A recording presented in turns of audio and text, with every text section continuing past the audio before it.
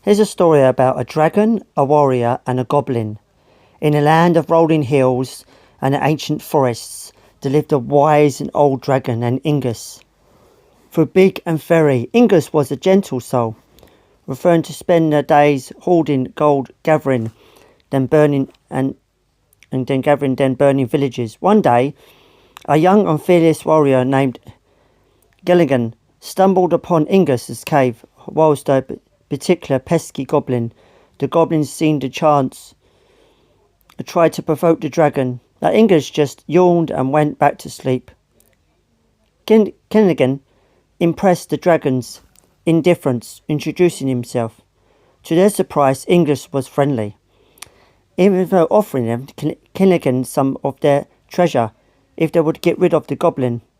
After the battle, Gilligan emerged victorious, and Ingus, true to the word, gave the warrior a handful of gold. From that day on, the dragon and the warrior were friends, providing them even the most unlikely pairs can find a common ground. Once upon a time, in a bustling city filled towering buildings and honking cars, there lived a little cloud named Gus. Gus was different from the other clouds, who were big and fluffy and loved to make it rain. Gus was small and whispery. He had never been able to figure out how to make it rain, no matter how hard he tried. Because of this, the other clouds would tease Gus, calling him names like Drip Drop and Mr. Sunny Skies. This made Gus feel sad and left out. He dreamed of being able to make it rain, so that he would fit in, and his friends would be friends with the other clouds. One day, an old wise raindrop named Ruby saw how Gus was. Taking pity on him, she decided to help. Ruby explained to Gus that making rain wasn't just about being big and fluffy. It was about working together. Gus listened carefully, and soon he realized that even though he was small, he was part of the sky.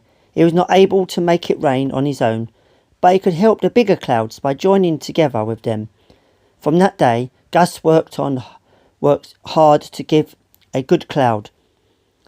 He learned to gather moisture from the earths below and helped the bigger clouds by sharing him he collected together. They made it rain, watered the plants, filled the rivers, and made the world green and beautiful. Gus was proud and was finally happy. He realized he was being different and wasn't being bad. In fact, it made him so special. Even though he was small and whispery, he was valuable to be part of the sky. In the heart of a sunny banana orchard lived a little banana named Barry. Barry wasn't like the other bananas. He dreamt of adventure and leaving the orchard and seeing the world. One day, while the other bananas were napping in the warm sunshine, Barry slipped out of the orchard. He travelled for days, following the winding paths and babbling brook. Finally, he came across a grand old castle. Its towers reached from the sky. Determined to explore, Barry snuck inside. The castle was dusty and empty, except for one room. In that one room, on a velvet pillow, lay the gleaming silvery fork. The fork named Farley was bored out of his mind and spent centuries waiting for anyone, just to pick him up. While Farley saw Barry, he was so excited that almost twitched. Barry was just surprised to see the fork, and was also curious. They started talking and discovered they shared a love of adventure. Together, Barry and Farley decided to leave the castle. They travelled the world, explored jungles and cities, beaches and mountains, and so the little banana and the old fork set off, ready for anything.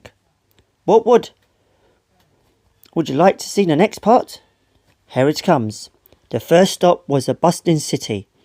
Barry, being small and yellow, got lost in a crowd almost immediately. Farley, with his long pointy fine tines was able to cook onto Barry's peel, hoist him back up to safety.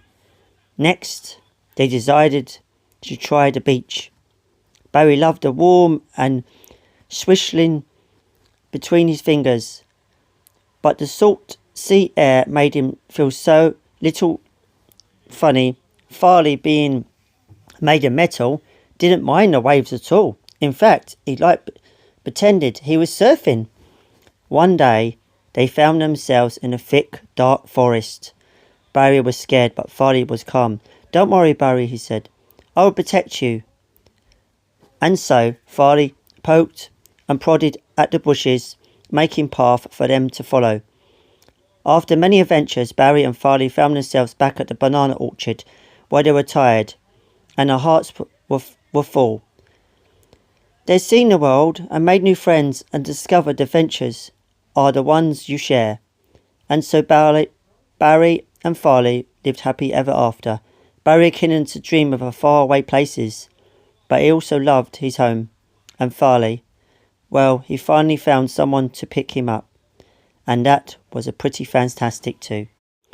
More crazy story ideas coming soon.